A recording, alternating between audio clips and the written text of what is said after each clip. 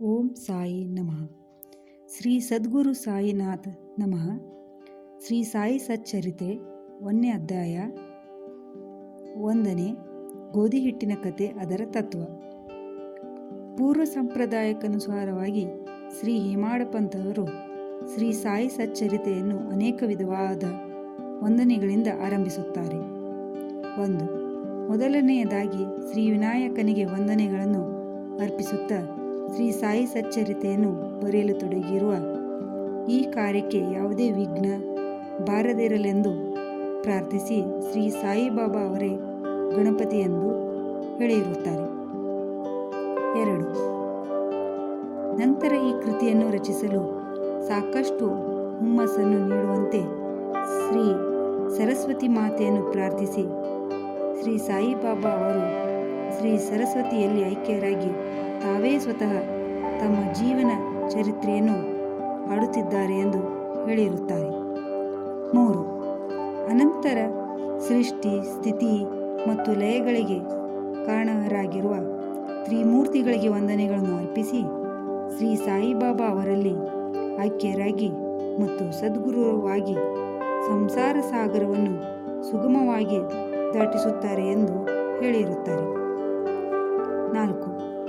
ಆನಂತರ ಅವರ ಕುಲದೇವರಾದ ನಾರಾಯಣ ಆದಿನಾಥರಿಗೆ ವಂದನೆಗಳನ್ನು ಅರ್ಪಿಸುತ್ತಾರೆ. 5. ಅನಂತರ ತಾವು ಜನಿಸಿದ ಗೋತ್ರದ ಮೂಲ ಪುರುಷರಾದ ಭಾರದ್ವಾಜ್ ಮುನಿಗಳಿಗೆ ಮತ್ತು ಯಜ್ಞವಲ್ಕ್ಯ, ಭೃಗು, ಪರಾಶರ, ನಾರದ, ವೇದವ್ಯಾಸ, ಸನಕ, ಸನಂದನ, ಸನತ್ಕುಮಾರ, ಶುಕಶೌನಕ, ವಿಶ್ವಾಮಿತ್ರ, ವಾಲ್ಮೀಕಿ, ವಾಮದೇವ, ಜೈಮಿನಿ, ವೈಶಂಪಾಯನ, ನವಯೋಗೀಂದ್ರ ಮುಂತಾದ ಮಹರ್ಷಿಗಳಿಗೂ ಮತ್ತು ನವಯೋಗಿಗಳಾದ ನಿವೃತ್ತಿ, ಜ್ಞಾನದೇವ, ಮುಕ್ತಾಬಾಯಿ, ಜನಾರ್ದನ, ಏಕನಾಥ, ನಾಮದೇವ, ತುಕಾರಾಮ, ಕನಹ, ನರಹರಿ ಮೊದಲಾದವರಿಗೂ ಸಹ ವಂದನೆ ಅರ್ಪಿಸುತ್ತಾರೆ. 6.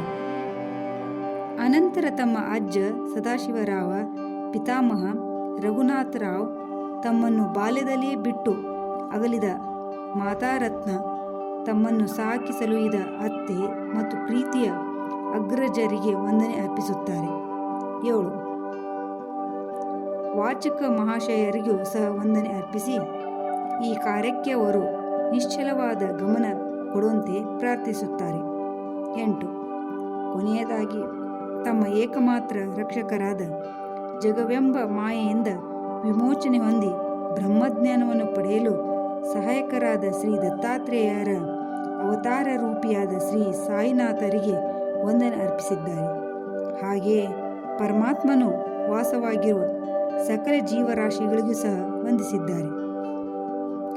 ನಂತರ ಪರಾಶರ, ವ್ಯಾಸ, ಶಾಂಡಿಲ್ಯ ಮೊದಲಾದವರು ಹೇಳಿದ ಭಕ್ತಿಯ ವಿವಿಧ ರೀತಿಗಳನ್ನು ಸಂಕ್ಷಿಪ್ತವಾಗಿ ವರ್ಣಿಸಿ ಲೇಖಕರು ಈ ಮುಂದಿನ ಕಥೆಯನ್ನು ಹೇಳಿದ್ದಾರೆ. ಸುಮಾರು 1910ರ ನಂತರ ಒಂದು ದಿನ ಪ್ರಾತಃ ಕಾಲ ಶ್ರೀ ಸಾಯಿಬಾಬಾ ಅವರ ದರ್ಶನ ಭಾಗ್ಯವನ್ನು ಪಡೆಯಲು ಶಿರ್ಡಿಯಲ್ಲಿಯ ಮಸೀದಿಗೆ ಹೋದೆನು. ಆ ದಿನ ಈ ಕೆಳಕಂಡ ಅದ್ಭುತವಾದ ಚಮತ್ಕಾರವನ್ನು ಕಂಡು ದಿಗ್ಭ್ರಾಂತನಾದೆ. ಶ್ರೀ ಸಾಯಿಬಾಬಾ ತಮ್ಮ ಮುಖವನ್ನು ತೊಳೆದುಕೊಂಡ ನಂತರ ಗೋಧಿಯನ್ನು ಬೀಸಲು ತಕ್ಕ ಸಿದ್ಧತೆಗಳನ್ನು ಮಾಡಿಕೊಂಡು ಹಿಡಿಯಾಗಿ ಗೋಧಿಯನ್ನು ಬೀಸುವ ಕಲ್ಲಿನೊಳಗೆ ಹಾಕಿ ಬೀಸುತ್ತಾ ಕುಳಿತರು. ಇವರು ಭಿಕ್ಷೆ ಬೇಡಿ ಜೀವಿಸುವವರು, ಹೀಗೇಕೆ ಗೋಧಿಯನ್ನು ಬೀಸಿ ಹಿಟ್ಟು ಕೂಡಿ ಹಾಕುತ್ತಿದ್ದಾರೆ ಎಂಬ ಭಾವನೆ ನನ್ನಲ್ಲಿ ಮೂಡಿತು. ಅಲ್ಲಿ ನೆರೆದಿದ್ದ ಅನೇಕರಲ್ಲಿಯೂ ಸಹ ಈ ಭಾವನೆ ಇತ್ತು. ಆದರೂ ಬಾಬಾ ಅವರನ್ನು ಕೇಳುವ ಧೈರ್ಯ ಯಾರಿಗೂ ಇರಲಿಲ್ಲ. ನಂತರ 4 ಜನ ಮಹಿಳೆಯರು ಧೈರ್ಯದಿಂದ ಮುಂದೆ ಹೋಗಿ ಅವರನ್ನು ಎಬ್ಬಿಸಿ ಅವರ ಲೀಲೆಗಳನ್ನು ಹಾಡುತ್ತಾ ತಾವೇ ಬೀಸಲು ಕುಳಿತರು. ಬಾಬಾ ಮೊದಲು ಕೋಪಗೊಂಡರು. ನಂತರ ಅವರ ಪ್ರೀತಿ, ಭಕ್ತಿ, ವಾತ್ಸಲ್ಯಗಳಿಗೆ ಮನಸೋತು ಮುಗುಳುನಗಿ ಬೀರುತ್ತಾ ಕುಳಿತರು. ಅವರು ಬೀಸುತ್ತಾ ಬಾಬಾ ಅವರಿಗೆ ಮನೆಯಾಗಲಿ, ಮಠವಾಗಲಿ, ಆಸ್ತಿಪಾಸ್ತಿಗಳಾಗಲಿ, ಮಕ್ಕಳು ಮರಿಗಳಾಗಲಿ ಇಲ್ಲ, ಜೋಪಾನ ಮಾಡಲು ಸಹ ಯಾರೂ ಇಲ್ಲ, ಭಿಕ್ಷಾಟನೆಯಿಂದ ಕಾಲ ನೂಕುತ್ತಿದ್ದಾರೆ, ರೊಟ್ಟಿ ಮಾಡಲು ಹಿಟ್ಟು ಬೇಕಾಗಿಲ್ಲ, ಇವರಿಗೇಕೆ ಇಷ್ಟೊಂದು ಹಿಟ್ಟು ಬಹುಶಃ ದಯಾಳುವಾದ ಇವರು ನಮಗೆ ಈ ಹಿಟ್ಟನ್ನು ಹಂಚಬಹುದು ಎಂದು ನಾನಾ ವಿಧವಾಗಿ ಯೋಚಿಸುತ್ತಾ ಎಲ್ಲವನ್ನು ಬೀಸಿ ಮುಗಿಸಿ ಹಿಟ್ಟನ್ನು 4 ಭಾಗ ಮಾಡಿ ಹಂಚಿಕೊಂಡು ತೆಗೆದುಕೊಂಡು ಹೋಗಲು ಸಿದ್ಧರಾದರು. ಇದನ್ನು ನೋಡಿ ಅಲ್ಲಿಯವರೆಗೆ ತಾಳ್ಮೆಯಿಂದ ಇದ್ದ ಬಾಬಾ ಒಮ್ಮೆಲೆ ಕೋಪಗೊಂಡು, ಮಹಿಳೆಯರೇ, ನಿಮಗೇನು ಹುಚ್ಚು ಹಿಡಿಯಿತೆ? ಯಾರ ಅಪ್ಪನ ಆಸ್ತಿ ಎಂದು ಹಿಟ್ಟು ದೋಚಿಕೊಂಡು ಹೋಗುತ್ತಿದ್ದೀರಿ?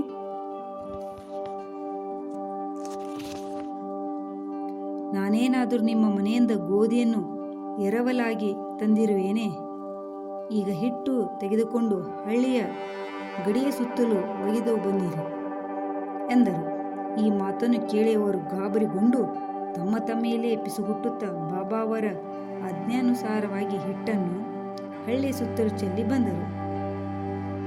ಆಗ ನಾನು, ಬಾಬಾ ಹೀಗೇಕೆ ಮಾಡಿದರು ಎಂದು ಶಿರ್ಡಿವಾಸಿಗಳಲ್ಲಿ ಪ್ರಶ್ನಿಸಿದೆ.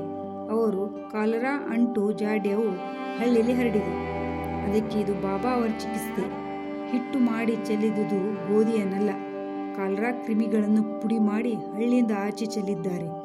ಇದರಿಂದ ಕಾಲರಾ ಜಾಡ್ಯವು ಕಡಿಮೆಯಾಗಿ ಈಗ ಜನರು ಸುಖವಾಗಿರುತ್ತಾರೆ ಎಂದರು. ಈ ವಿಷಯವನ್ನು ಕೇಳಿ ನಾನು ವಿಸ್ಮಯಗೊಂಡೆ. ಆಗ ನನ್ನಲ್ಲಿ ನಾನೇ, ಗೋಧಿ ಹಿಟ್ಟಿಗೂ ಕಾಲರಾಕ್ಕೂ ಇರುವ ವ್ಯಾವಹಾರಿಕ ಸಂಬಂಧವಾದರೂ ಏನು? ಈ ಘಟನೆ ವಿವರಣಾತೀತ. ನಾನು ಬಾಬಾ ಅವರ ಲೀಲೆಗಳ ಬಗ್ಗೆ ಬರೆಯಲೇಬೇಕು ಮತ್ತು ಅವರ ಮಧುರ ಲೀಲೆಗಳನ್ನು ಮನದಣಿಯುವಂತೆ ಹಾಡಲೇಬೇಕು ಎಂದು ಯೋಚಿಸಿದಾಗ ನನ್ನ ಹೃದಯದಲ್ಲಿ ಸಂತೋಷ ತುಂಬಿ ತುಳುಕಾಡಲು ಪ್ರಾರಂಭವಾಯಿತು. ಈ ರೀತಿ ಸಾಯಿ ಸಚ್ಚರಿತ್ರೆ ಬರೆಯಲು ನನಗೆ ಸ್ಫೂರ್ತಿ ಬಂದಿತು. ಬಾಬಾ ಅವರ ಕೃಪಾದೃಷ್ಟಿ ಮತ್ತು ಆಶೀರ್ವಾದದ ಫಲದಿಂದ ಈ ಕೆಲಸ ಯಶಸ್ವಿಯಾಗಿ ಮುಗಿಯಿತು ಎಂಬುದನ್ನು ನಾವು ಬಲ್ಲೆವು. ಬೀಸುವುದರ ತತ್ವ. ಈ ಮೇಲ್ಕಂಡ ಘಟನೆಗೆ ಶಿರ್ಡಿ ನಿವಾಸಿಗಳು ಕೊಟ್ಟ ಅರ್ಥವಲ್ಲದೆ ಈ ಮಹೋನ್ನತ ತತ್ವದರ್ಶನವೂ ಅದರ ಮತ್ತೊಂದು ಅರ್ಥವಾಗಿದೆ. ಸಾಯಿಬಾಬಾ ಶಿರ್ಡಿಯಲ್ಲಿ ಸುಮಾರು 60 ವರ್ಷಗಳ ಕಾಲ ವಾಸವಿದ್ದರು. ಈ ಕಾಲದಲ್ಲಿ ಅವರು ಈ ತರಹ ಬೀಸುವಿಕೆಯ ಕಾರ್ಯವನ್ನು ಪ್ರತಿದಿನವೂ ಮಾಡುತ್ತಿದ್ದರು. ಅವರು ಬೀಸುತ್ತಿದ್ದುದು ಬರೀ ಗೋಧಿಯನ್ನಲ್ಲ, ಅಸಂಖ್ಯಾತ ಭಕ್ತರ ಪಾಪಗಳನ್ನು ಮತ್ತು ಅವರ ಮಾನಸಿಕ ಹಾಗೂ ದೈಹಿಕ ಜಿಗುಪ್ಸೆಗಳನ್ನು. ಕಾರಣ, ಈ ಬೀಸುವ ಕಲ್ಲುಗಳು ಕರ್ಮ ಮತ್ತು ಭಕ್ತಿಯನ್ನು ಸೂಚಿಸುತ್ತವೆ. ಮೇಲಿನ ಕಲ್ಲು ಕರ್ಮವನ್ನು, ಕೆಳಗಿನ ಕಲ್ಲು ಭಕ್ತಿಯನ್ನು ಸೂಚಿಸುತ್ತದೆ. ಬೀಸುವ ಕಲ್ಲಿನ ಹಿಡಿಯ ಜ್ಞಾನ. ನಮ್ಮನ್ನು ನಾವು ಸಂಪೂರ್ಣವಾಗಿ ಅರಿತುಕೊಳ್ಳಬೇಕಾದರೆ ನಮ್ಮಲ್ಲಿರುವ ಪಾಪ, ಅಸೂಹೆ, ಆಶೆ ಮತ್ತು ಸತ್ವ, ರಜಸ್ಸು, ತಮೋಗುಣಗಳನ್ನು, ಅಹಂಕಾರವನ್ನು ಬೀಸುವುದರಿಂದ ಹೊರದೂಡಬೇಕು. ಆಗ ನಮಗೆ ಅರಿವು ಉಂಟಾಗುವುದು ಎಂಬುದೇ ಬಾಬಾ ಅವರ ಸ್ಪಷ್ಟವಾದ ಸಂದೇಶ. ಬೀಸುವ ಕಲ್ಲಿನಲ್ಲಿ ಸಿಕ್ಕ ಕಾಳುಗಳಂತೆ ಈ ಭವಚಕ್ರದಲ್ಲಿ ಸಿಕ್ಕು ನಾನು ವೇದನೆಯನ್ನು ಅನುಭವಿಸಬೇಕಾಗಿದ್ದರಿಂದ ನಾನು ಅಳತೊಡಗಿದ್ದೇನೆ ಎಂದು ಒಮ್ಮೆ ಕಬೀರರು ಕಾಳು ಬೀಸುತ್ತಿದ್ದ ಒಬ್ಬ ಮಹಿಳೆಯನ್ನು ನೋಡಿ ತಮ್ಮ ಗುರುಗಳಾದ ನಿಜಪಂಥಿ ರಂಜನರಿಗೆ ಹೇಳಿದರು.